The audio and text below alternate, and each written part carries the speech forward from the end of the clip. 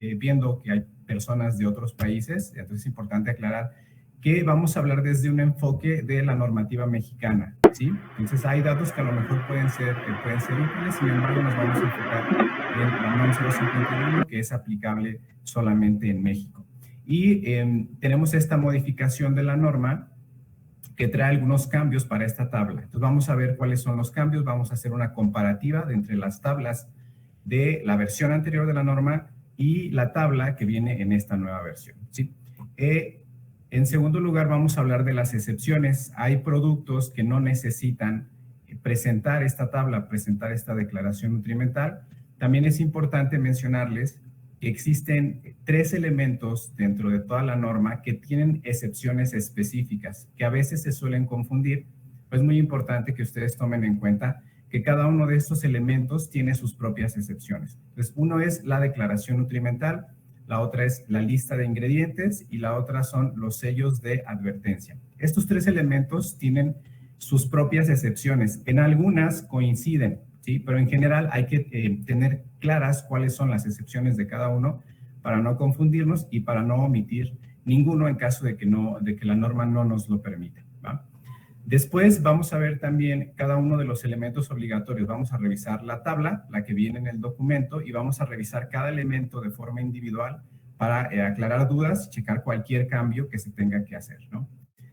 Vamos a revisar las metodologías permitidas para la obtención de los valores nutrimentales, que también es un tema que no está muy discutido y que es uno de los más importantes, sobre todo al momento de que las autoridades hacen algún estudio de calidad en nuestros productos. Vamos a checar cómo se cuantifican los nutrimentos críticos. Cuando veamos cada uno de los elementos, vamos a revisar cuáles son los parámetros que tenemos que tomar en cuenta para declarar estos datos en nuestra etiqueta. Vamos a checar también la diferencia entre azúcares y azúcares añadidos. Seguramente ya vieron que este mes en el estudio de Profeco le tocó a los pastelitos, ¿no? Y justamente el error que cometieron estas empresas está ahí en el tema de los azúcares y los azúcares añadidos, que por supuesto pues fue un tema muy complicado, ¿no? Que no quedó muy claro. Entonces, a consecuencia de esto, pues se han dado estas fallas y pues esto es lo que vamos a clarificar el día de hoy. También vamos a revisar la estructura y el formato que debe tener esta tabla. Anteriormente no había ninguna restricción en cuanto a tamaño de letra ni nada, pero ahora sí ya hay ciertas especificaciones que tenemos que cumplir y también es lo que vamos a revisar. Finalmente, vamos a hacer un repaso, un pequeño listado de los errores más comunes que podemos encontrar todavía actualmente en las etiquetas de los productos con respecto a esta tabla nutrimental, ¿va? Entonces, muy bien. Ya aquí Carla ya me hizo el favor de presentarme. Mi nombre es Alberto Ortega y pues ya tengo algo de tiempo, ya 10 años trabajando y estudiando los temas del etiquetado de productos, no solamente de alimentos, sino de cosméticos y de suplementos alimenticios. Entonces, pues bueno, pues aquí estamos a sus órdenes, ¿va? Y antes de continuar, también este es un punto importante que también he visto que a veces los fabricantes se confunden un poco, sobre todo cuando están iniciando, cuando no tienen mucha experiencia en la aplicación de las normas, y es que la NOM 051 se compone de 3 documentos oficiales. El primero es la modificación que se publicó en marzo del 2020, que es el documento que trae todas estas nuevas especificaciones, como las de los sellos, las de los personajes y los cambios a esta declaración nutrimental, ¿no? Entonces, tenemos esa norma que, así como muchas normas, esta norma salió con errores y la autoridad emitió en junio del 2020 también una nota aclaratoria donde hace algunas correcciones a algunos errores que tenía esta norma. No corrige todos, pero me parece que 3 errores los que corrige. Y es importante que la tomen en cuenta porque si leen la modificación de marzo, puede que encuentren estos errores y se confundan un poco. Entonces, es importante que la tomen en cuenta. No trae ningún cambio de fondo, realmente solamente es la forma lo que cambia ahí. Pero es importante que la tomen en cuenta. Y finalmente, la NOM 051 que se publicó en 2010. Es decir, la original, la de 2010, sigue siendo vigente, ¿sí? Y el documento que se emitió en marzo de 2020 trae los cambios, únicamente los numerales que fueron modificados. Entonces, si ustedes abren el documento, van a encontrar que trae puntos suspensivos en algunas partes y entre esos puntos suspensivos van a ir los numerales que están en el documento original del 2010, ¿va? Y bueno, no está de más recordarles que la aplicación de esta norma es obligatoria para todos los alimentos, para todos los fabricantes de alimentos y bebidas preenvasados aquí en México. Entonces, el incumplimiento puede generar multas, sanciones, retiros, decomisos, incluso hasta el cierre del negocio, dependiendo del tipo de sanción cometida, ¿no? Entonces, es importante que tomen esto en cuenta y sobre todo que entiendo que estamos aquí dentro de un entorno de certificación. Ya saben que la parte del cumplimiento de las normas, pues también es un requisito importante que se tiene que cumplir, ¿va? Bien. Pasamos a la siguiente, por favor. Y bueno, recordando también lo que seguramente ya todos saben, y es que esta última actualización de la NOM 051 está basada en la normativa que se implementó por primera vez en Chile, donde empezaron a utilizar este sistema de etiquetado con forma de octágonos. Ellos también tienen su propio sistema. Se supone que el sistema mexicano tiene algunas mejoras con respecto a esta normativa chilena, ya que en Chile pues es el país en el que más experiencia se tenía en la aplicación de estos nuevos parámetros, ¿no? Ellos también tienen su declaración nutrimental y aquí aprovecho para comentarles un detalle muy importante y es que en cuanto a la declaración nutrimental, sobre todo aquí para la de México, es importante tomar en cuenta que los sellos de advertencia son la interpretación de la tabla nutrimental. Entonces, por eso es importante que sepan exactamente cómo se tiene que conformar la tabla, porque una vez que ustedes tienen su tabla, a partir de los datos de esa tabla se van a calcular los sellos de advertencia que puedan corresponderle al producto, ¿no? Entonces, ahí radica la importancia de que ustedes tengan una tabla correcta y bien calculada, ¿no? Para que no se les vaya, para que no coloquen un sello que no les toca, ¿sí? O que omitan uno que sí les toca. Pasamos a la siguiente, por favor. Perfecto. Bueno, esta es la información nutrimental, esta es la tabla que estaba en la normativa anterior, ¿sí? O en la versión anterior de la norma. Entonces, ahorita vamos a checar cuáles son los cambios. Principalmente podemos ver aquí dos. Uno es que ya no se permite o ya no está visualizado el uso de sinónimos. En esta diapositiva pueden ver que podíamos declarar contenido energético o calorías, ¿no? En grasas podíamos declarar grasas lípidos o grasas totales. Entonces, actualmente eso ya ha cambiado. Y otro dato importante es que todos los valores anteriormente se podían declarar o por 100 gramos o por 100 mililitros o por porción o por envase. Actualmente, de forma obligatoria, es por 100 gramos o por 100 mililitros independientemente del contenido del envase, ¿va? Entonces, pasamos a la siguiente, por favor. Y aquí tenemos esta que es la nueva declaración nutrimental. Y aquí podemos ver que es en algún sentido es una tabla más simple, ¿no? Porque la idea, recordemos, de este nuevo cambio es que las tablas estén de la forma más uniforme posible en todos los productos para que al consumidor le resulte fácil y rápido hacer una comparación entre dos productos, ¿no? Entonces, esa es la importancia de que estén correctamente y de que las tablas en los productos estén de forma muy similar a la que está presente en la normativa, ¿va? Pasamos a la siguiente, por favor. Perfecto. Bueno, aquí tenemos ya las dos tablas y es la comparativa de los cambios, ¿sí? Y es importante que tomen nota sobre lo que ya no se puede utilizar para que si no han hecho todavía esas modificaciones, pues las empiecen a aplicar lo antes posible. Entonces decíamos que con el tema de sinónimos, si se fijan, no hay ningún sinónimo, tenemos que utilizar, la recomendación es utilizar los textos tal cual están descritos en el documento, ¿sí? No hacer cambios, no hay necesidad de poner ningún sinónimo. Quizás en hidratos de carbono disponibles a veces se les va por cuestiones del espacio, a veces ponen carbohidratos, ¿no? Alguna otra, pero definitivamente hay que utilizar los textos tal cuales están aquí, ¿no? Otro cambio que podemos ver son las negrillas. Ajá, sí, seguimos un poquito más ahí. Las negrillas, si se fijan, yo les había comentado que los sellos de advertencia son la interpretación, de hecho así viene en la definición, son la interpretación de los datos de la declaración nutrimental. Entonces, en esta nueva declaración nutrimental vamos a tener los 5 elementos que representan a los sellos marcados en negrillas, que son el contenido energético, las grasas saturadas, las grasas trans, los azúcares añadidos y el sodio, ¿va? Entonces, esto es, la idea aquí es que para el consumidor sea fácil sea fácil identificar cuáles son los valores que representan cada uno de los nutrimentos añadidos. Si el producto dice exceso de azúcares, pues fácilmente podría ver en la tabla cuántos azúcares, cuál es la cantidad exacta de azúcares que tiene el producto, ¿no? Entonces, ahorita igual vamos a revisar cada uno de estos elementos. Ahora sí, la siguiente, por favor. Bien, vamos a comenzar entonces con el tema de las excepciones de la declaración nutrimental. Les decía que no todos los productos están obligados, hay algunas excepciones. Aquí les voy a ir poniendo los numerales de la norma para que ustedes también puedan verificarlo con el documento original. Lo que nos dice aquí es que quedan exceptuados de incluir la declaración nutrimental los productos siguientes. Y uno es los productos que incluyan un solo ingrediente, ¿va?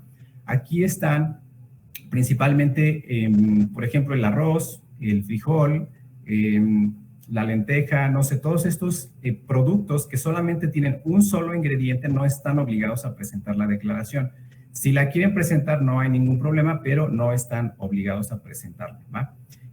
Las hierbas, especias o mezclas de ellas también están exentos de esta declaración nutrimental. Los extractos de café, granos de café, enteros o molidos, descafeinados o no, y que no contengan ingredientes añadidos, diferentes aromas. En el caso del café, digamos, el único ingrediente o los únicos ingredientes que pueden agregar para seguir manteniendo esta excepción son los aromas.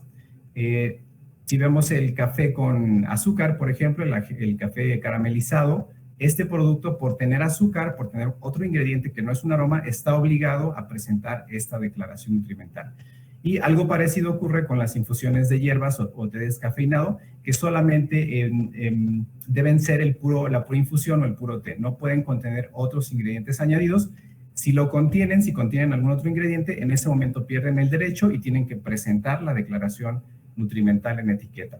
Los vinagres fermentados y sucedáneos también están exentos, el agua para consumo humano y el agua mineral natural. Ahora, es importante, el numeral nos dice después, siempre y cuando no incluyan alguna declaración de propiedades nutrimentales o saludables. Es decir, todos estos productos están exentos, pero si yo decido ponerle a mi producto que es alto en fibra o que es bajo en azúcar o bajo en sodio, estas son declaraciones de propiedades nutrimentales o saludables. Entonces, por yo poner esta leyenda, automáticamente pierdo el derecho a esta excepción y estoy obligado a presentar la declaración nutrimental en mi etiqueta, ¿va? Entonces, esto es importante que lo tomen en cuenta. La siguiente, por favor. Bien, otras excepciones es que, bueno, en este caso, esta se refiere al tamaño del envase o de la etiqueta en lugar de las características del producto mismo. Si tenemos un producto que tenga, dice aquí, en que la superficie más amplia sea inferior a 78 centímetros cuadrados, fíjense aquí que la norma no dice superficie principal de exhibición, que ese es un concepto que debemos tomar en cuenta al momento de calcular el tamaño de algunos elementos. Aquí la norma dice superficie más amplia. Esto significa que vamos a tomar nuestro envase y vamos a medir todas las superficies, vamos a elegir la más grande, y si esta es inferior a 78 centímetros cuadrados, podemos hacer uso de esta excepción. Que lo que implica, es, si tenemos esta cantidad de espacio, es que en lugar de presentar la tabla en la etiqueta, podemos presentarla en una página de internet o a través de algún número telefónico. Y en lugar de la tabla vamos a poner una leyenda como esta, ¿no? Que dice, para información sobre la declaración nutrimental, llame a tal número, o la declaración nutrimental está disponible en tal número, ¿va? Por eso solamente lo vamos a hacer si cumplimos con este parámetro del tamaño del espacio, ¿va? Entonces, otra cosa importante para este numeral es que la norma nos menciona que en este caso los productos no deben incluir alguna declaración de propiedades en el producto mismo, su etiqueta o su publicidad, ¿va? Entonces, pongamos de ejemplo que tenemos un chicle, ¿no? Un envase pequeño de un chicle, y no tiene espacio suficiente, ¿no? Su superficie más amplia mide menos de 78 centímetros cuadrados. Entonces, yo decido que no quiero, porque no me cabe, poner la declaración nutrimental en la etiqueta y lo saco así, ¿no? Pero resulta que hago un comercial, hago un spot, hago publicaciones en redes sociales donde digo que mi chicle es 0% azúcar. 0% azúcar es una declaración de propiedad nutrimental. Entonces, esto significa que por yo haber hecho esta declaración, estoy obligado a presentar mi tabla directamente en el envase, ¿sí? Entonces, es muy importante que chequen todo este numeral y que lo tomen en cuenta en caso de que tengan productos con con poco espacio para presentar la información, ¿va? La siguiente, por favor.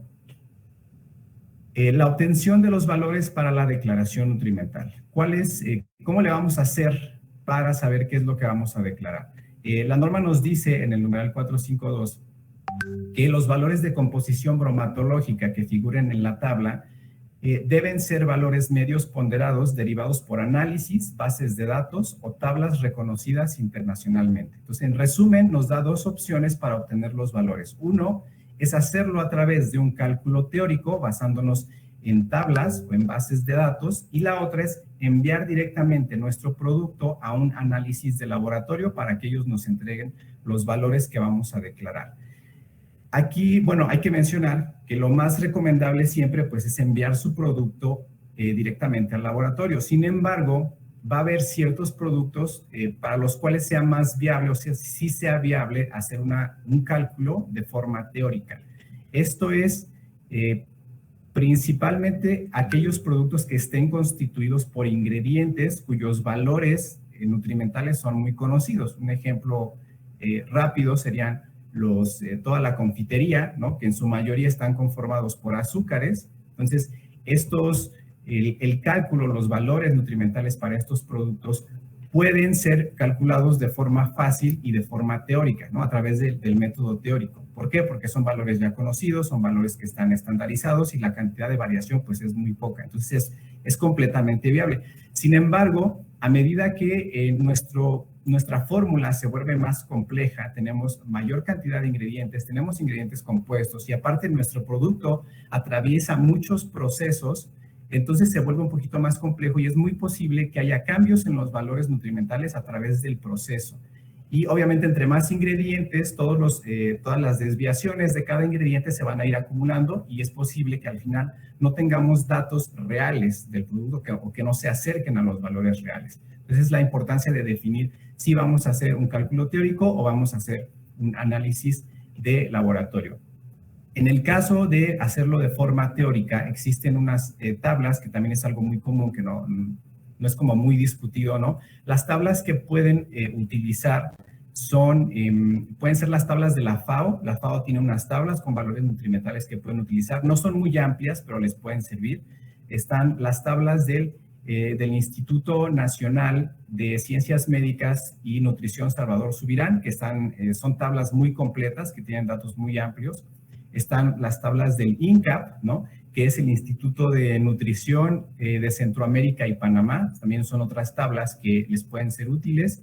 Y pueden utilizar también las bases de datos de la USDA, que son tablas de Estados Unidos, aunque estas últimas yo les recomiendo que las chequen con precaución porque muchos de esos datos están vaciados por las propias empresas y son datos que ya están redondeados. Entonces puede que no sean tan exactos, pero les pueden servir para, digamos, como referencia, ¿no? Entonces, estas son las dos opciones que tenemos. En cuanto a los análisis de laboratorio, la norma nos dice que tienen que ser valores medios ponderados. Eso significa que si nuestro producto tiene, bueno, sabemos que los productos alimenticios por naturaleza tienen diferentes variaciones en sus valores dependiendo de la temporada, dependiendo del año. No va a ser lo mismo este año que el año que viene. Entonces, es importante que si ustedes tienen mucha variación, tengan más de un análisis para que puedan hacer un cálculo, o sea, una media, que calculen una media, que puedan declarar. Y así, si su producto es sometido a análisis por Profeco o por COFEPRIS y resulta que los datos no coinciden exactamente, ustedes puedan presentar sus análisis y decir, mira, ¿sabes qué? No son correctos. ¿Por qué? Porque tengo estas variaciones y entonces lo que estoy poniendo está dentro de la variación, ¿va? Eso es importante también para aquellos productos que tengan una variación muy, muy amplia, ¿va? Bien, entonces pasamos a la siguiente, por favor. Bien, vamos ahora sí a revisar cada uno de los elementos de la tabla. En primer lugar, vamos a recordar, vamos a ver este dato de las calorías. Anteriormente se podía declarar en la tabla la abreviatura o el símbolo calorías. Actualmente ya no se puede y todavía me ha tocado ver algunas tablas que siguen manteniendo este símbolo, ¿no? El de calorías. Anteriormente venía en la tablita el símbolo y venía la definición, ¿no? Y te decía caloría equivalente a 1 kilocaloría. Entonces sabemos que el dato correcto no es caloría, sino kilocaloría. Actualmente en la nueva tabla ya quitaron esa definición y y en todas sus declaraciones deben declarar kilocalorías, ¿sí? Primero y después entre paréntesis los kilojoules, ¿va? La siguiente, por favor. Bien, en el caso del contenido energético, vamos a, la norma nos dice, en lo que ya habíamos mencionado, que todos los valores se tienen que declarar por 100 gramos o por 100 mililitros, ¿sí? Dependiendo de la naturaleza del producto. Esto es de forma obligatoria.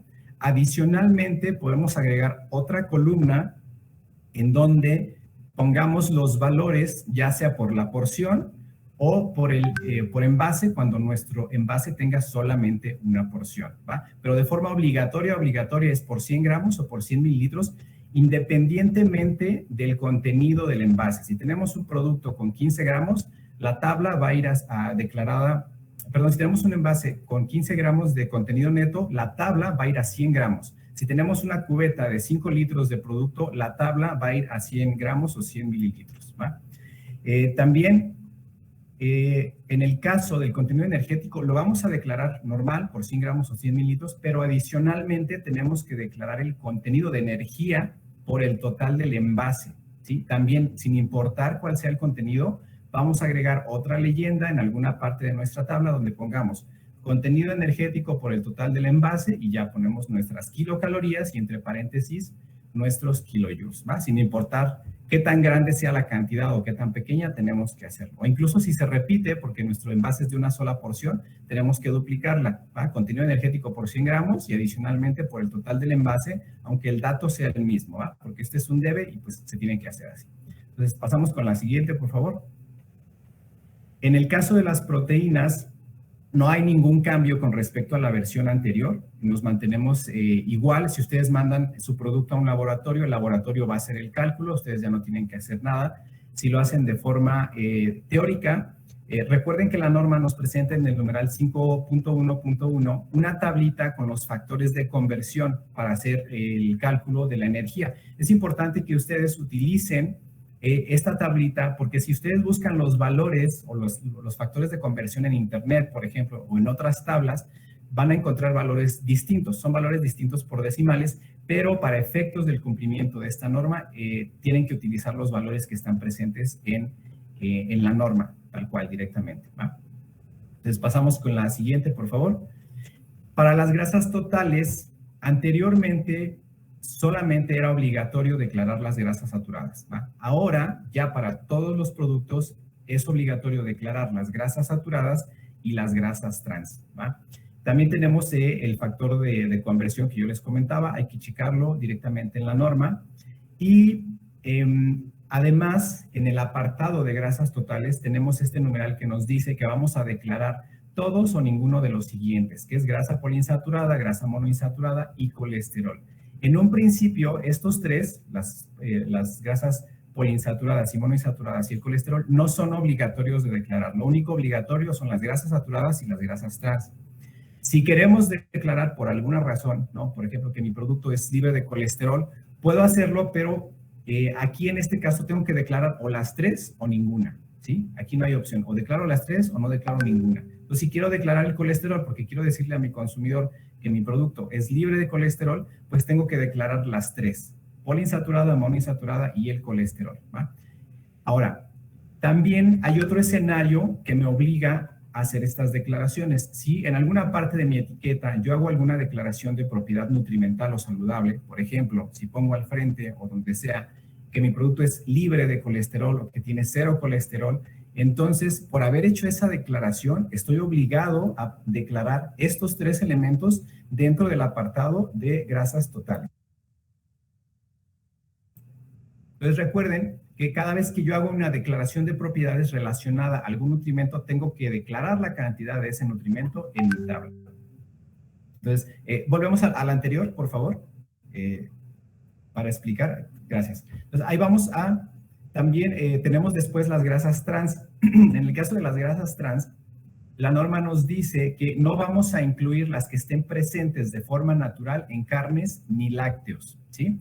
En el caso de las grasas trans, acuérdense que se declara en miligramos independientemente de la cantidad, ¿va? Si tenemos una cantidad grande de grasas trans, no importa la cantidad, siempre la tenemos que declarar en miligramos y no vamos a incluir las grasas trans que estén presentes de forma natural en carnes ni lácteos. Esto es importante porque si ustedes las toman en cuenta, recuerden lo que les decía anteriormente, los sellos son la interpretación de los datos de la tabla. Entonces, si ustedes calculan mal sus grasas trans, a lo mejor están poniendo un sello que no les corresponde colocar, ¿va? Entonces, para la declaración nutrimental no se van a contemplar las grasas trans ni de lácteos ni de carnes, ¿va? Ahora sí pasamos a la siguiente, por favor. Bien, para el tema de los azúcares, ahora sí vamos a entrar en esta cuestión. También tenemos los valores de conversión y vamos a declarar, anteriormente solamente era obligatorio declarar los azúcares, ahora hay que declarar obligatoriamente azúcares y también azúcares añadidos. Tenemos este numeral que es el 452411, que nos dice que la inclusión de uno de los siguientes no obliga a incluir a los otros, ¿no? Y se refiere a los almidones, a los polialcoholes y a las polidextrosas. En este caso, si yo quiero declarar mis almidones dentro de los hidratos de carbono disponibles, o sea, agregar un renglón más y poner los almidones, lo puedo hacer sin ningún problema, ¿va? Es opcional. Y en este caso, sí, si declaro los almidones, no necesito declarar los otros dos, o si declaro los polialcoholes, no necesito declarar tampoco los otros dos, ¿va? Pero lo que sí aplica igual es que si en mi etiqueta yo digo que mi producto es libre de almidón, que no tiene almidón, entonces tengo que declarar, aunque estén ceros, tengo que poner ese elemento en mi declaración nutrimental para decirle al consumidor la cantidad de almidones que puede tener ese producto, ¿va?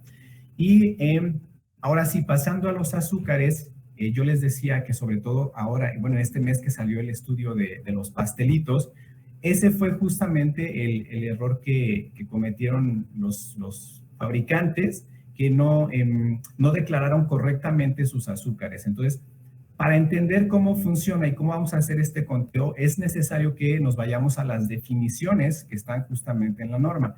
Y la definición para azúcares nos dice que son todos los monosacáridos y los disacáridos presentes en un alimento o en una bebida alcohólica, no alcohólica, perdón. Entonces dice, todos los monosacáridos y los disacáridos, ¿sí? Aquí no dice, aquí en la tabla solamente dice azúcares, no dice azúcares totales, pero la definición sí nos dice que son los azúcares totales. Entonces aquí vamos a declarar todos los azúcares independientemente del origen.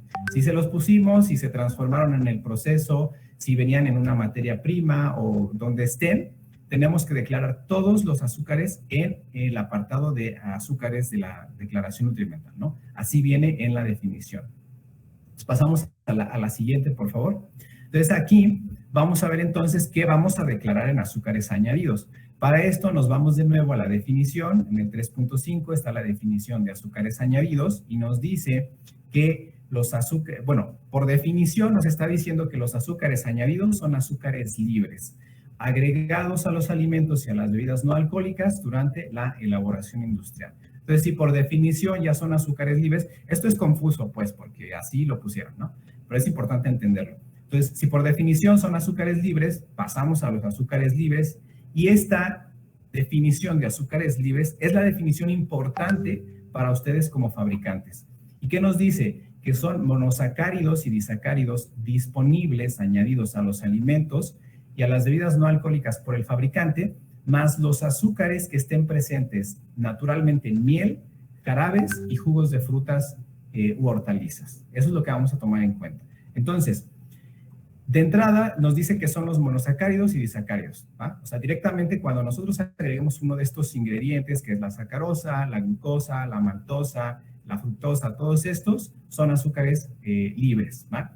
Pero también nos dice que los que estén presentes de forma natural en la miel, es decir, si como parte de mis ingredientes, en lugar de endulzar mi producto con azúcar, decido endulzarlo con miel, bueno, pues los azúcares que estén dentro de esta miel van a ser considerados azúcares libres o azúcares añadidos y tienen que ser declarados y contabilizados en azúcares añadidos, ¿va? Entonces, para clarificar este tema también,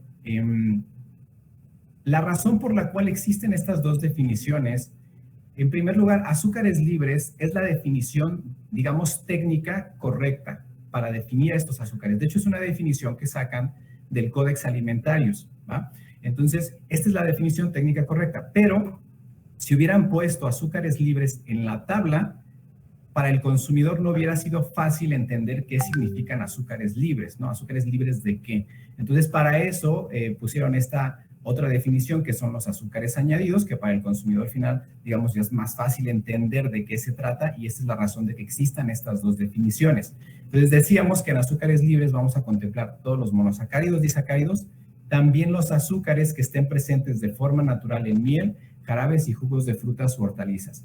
Si endulzamos nuestro producto con un jarabe, el que sea un jarabe de fructosa, de glucosa, o un jarabe de agave también, todos los azúcares que estén dentro de estos jarabes van a ser contemplados como azúcares añadidos o azúcares libres. En términos prácticos, para la norma y para ustedes, azúcares libres y azúcares añadidos es exactamente lo mismo, ¿va? Pero ustedes como fabricantes se tienen que remitir a la definición de azúcares libres, porque les va a decir exactamente qué es lo que van a contemplar.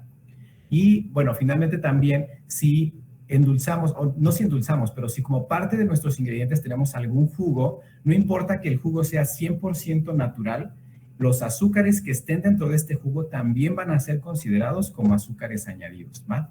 Y aquí, pues vamos a clarificar, este fue el error que cometieron en el caso de los pastelitos, que como los pastelitos tenían todos sus azúcares, seguramente son azúcares añadidos o entran dentro de esta clasificación, colocaron la cantidad de azúcares añadidos, pero no le pusieron, o sea, le pusieron 0 en la declaración de azúcares, ¿sí? Siendo que, obviamente, como en azúcares son los totales, pues también tendría que estar esa misma cantidad en azúcares, ¿sí? Entonces, en resumen, para clarificar este dato, los azúcares añadidos en ningún momento pueden ser mayores que los azúcares. ¿Por qué? Porque estamos diciendo que en azúcares ya están incluidos los azúcares añadidos. Entonces, por ningún motivo puedes tener un valor diferente a 0 en azúcares añadidos y puedes tener una cantidad mayor en azúcares, ¿va?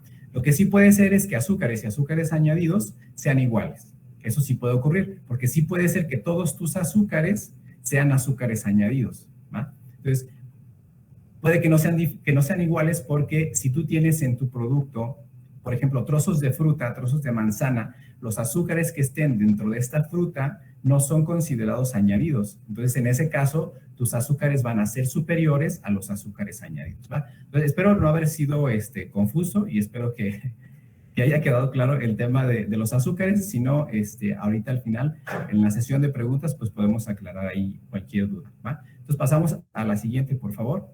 Bueno, aquí pasamos al sodio. En la fibra dietética no hay ningún cambio también con respecto a la versión anterior. Si mandan su producto al laboratorio, lo que les diga el laboratorio, si lo hacen de forma teórica, acuérdense que son, bueno, en hidratos de carbono hay que declarar solamente los disponibles, ¿va? Y para el cálculo de la fibra dietética, acuérdense que son los hidratos de carbono totales, menos almidones, menos azúcares, y ya tenemos el resultado de la fibra dietética. Igual en las tablas va a venir ahí definido lo que tienen que hacer, ¿no? Para el sodio, anteriormente, bueno, ahora no solamente tenemos que contemplar el cloruro de sodio, ¿no? O la sal que le estemos agregando directamente al producto, sino que la norma nos está diciendo que también tenemos que agregar todos aquellos tenemos que contabilizar el sodio que esté dentro de algún otro aditivo o alguna sal que contenga sodio, ¿sí? Entonces, si mandamos nuestro producto al laboratorio, el laboratorio, el análisis nos va a arrojar el resultado, pero si lo hacemos de forma teórica, tenemos que contemplar no solamente el cloruro de sodio, sino también el sodio que nos aporte cualquier otro aditivo. Por ejemplo, o sea, aquí caen principalmente los conservadores, ¿no? El mesoato de sodio, el sorbato de sodio, y otros aditivos como el glutamato monosódico. Es decir, estos aditivos ya nos van a estar aportando sodio y tenemos que contabilizarlo y declararlo dentro de nuestro apartado de sodio. Se declara en miligramos independientemente de la cantidad, ¿no? Entonces, por ejemplo, si tenemos un sazonador que tiene la mitad de sal, entonces, y como vamos a hacer nuestra declaración por 100 gramos, pues seguramente casi la mitad, ¿no? Casi, no sé, unos 36,000 miligramos van a ser de sodio. Entonces, aunque sea mucha la cantidad, no hay que declararlo en gramos, porque algunos fabricantes lo hacen así, y eso sí es delicado, porque se considera que están tapando, que están ocultando o engañando al consumidor por declararlo en gramos para que el número parezca más pequeño, ¿no? Sin embargo, este es un error que sí es delicado, ¿va? como el ejemplo de los azúcares, con los pastelitos, pues también son temas delicados. Recordarles también que este es un dato importante.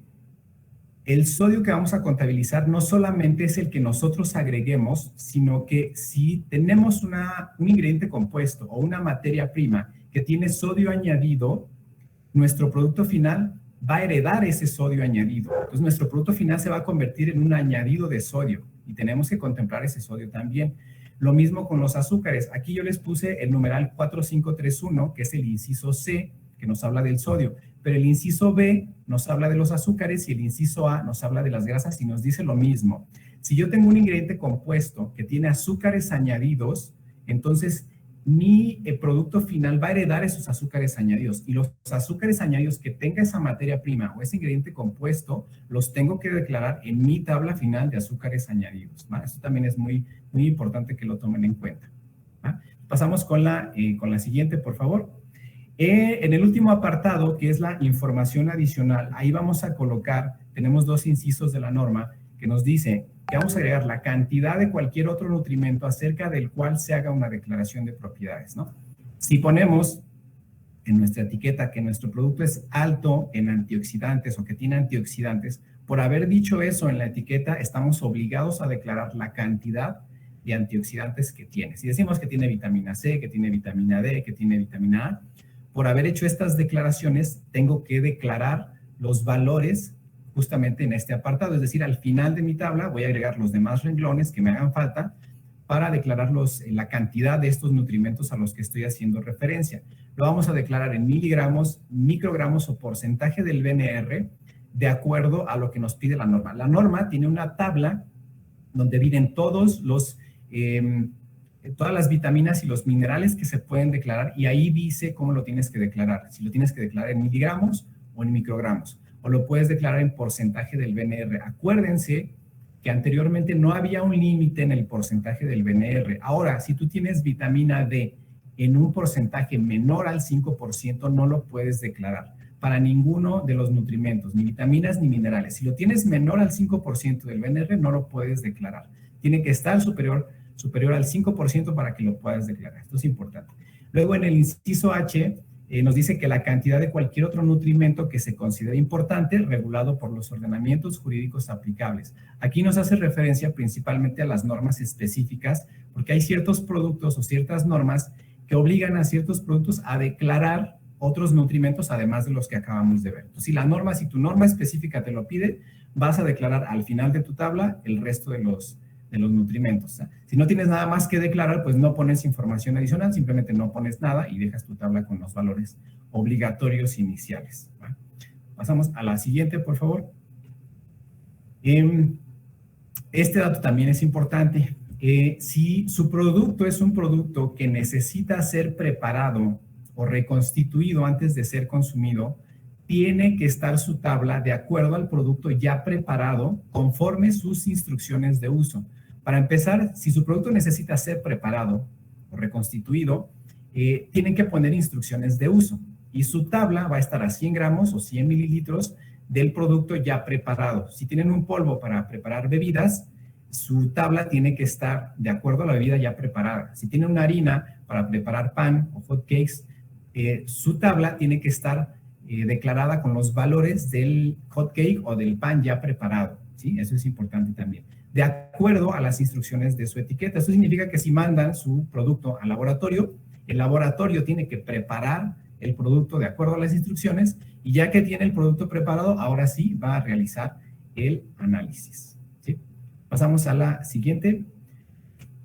Ahora, con respecto al tamaño de letra, anteriormente no había ninguna restricción con respecto a este tema. Ahora, todos los datos o los textos, más bien, nos dice la norma que deben presentarse en un tamaño de fuente de cuando menos 1.5 milímetros de altura, ¿sí? Y destacarse en negrillas lo que ya vimos, ¿no? Los 5 elementos: declaración nutrimental, grasas saturadas, grasas trans, azúcares añadidos y sodio, ¿sí? Entonces, todos tienen que estar, el texto de preferencia yo recomiendo que sea 1.5 milímetros de las minúsculas, porque recuerden que aunque ustedes pongan los textos en mayúsculas, las unidades no se pueden poner en mayúsculas, entonces puede que no les dé la medida. De preferencia, para que no haya ningún riesgo y no le den oportunidad a la autoridad de detener sus productos, pónganlo a 1.5 milímetros de altura de las minúsculas. ¿Vale? Pasamos a la siguiente, por favor. Entonces, hay una excepción, algunas excepciones para productos que pueden utilizar un tamaño de letra en lugar de 1.5 milímetros, de 1 milímetro.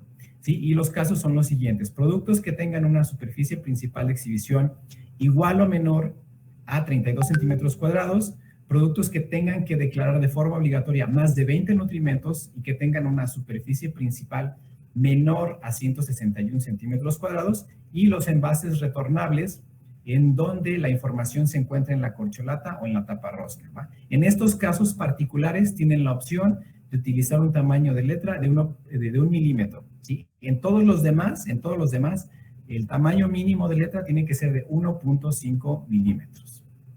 La siguiente, por favor. En cuanto al formato de la declaración nutrimental, la norma establece una tablita, sin embargo nos dice que no es obligatoria, ¿sí? Y esto, sobre todo en productos que tengan poco espacio, se van a dar cuenta de que una declaración nutrimental en forma de tabla no va a caber. Entonces, se puede declarar también en forma de texto corrido, sin ningún problema, ¿va?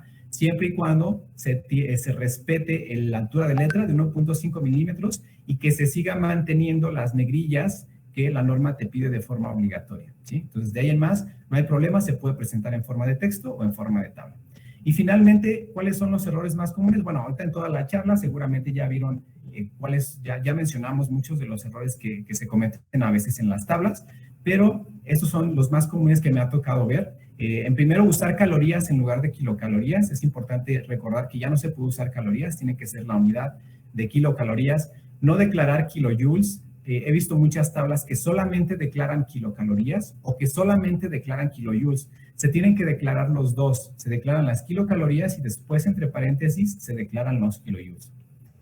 Usar sinónimos en los textos. Acuérdense, no hay que usar sinónimos, hay que utilizar los textos que están en la imagen de referencia. No hay necesidad ni razón de utilizar ningún otro texto, ¿va? No hay necesidad de arriesgarse, vaya.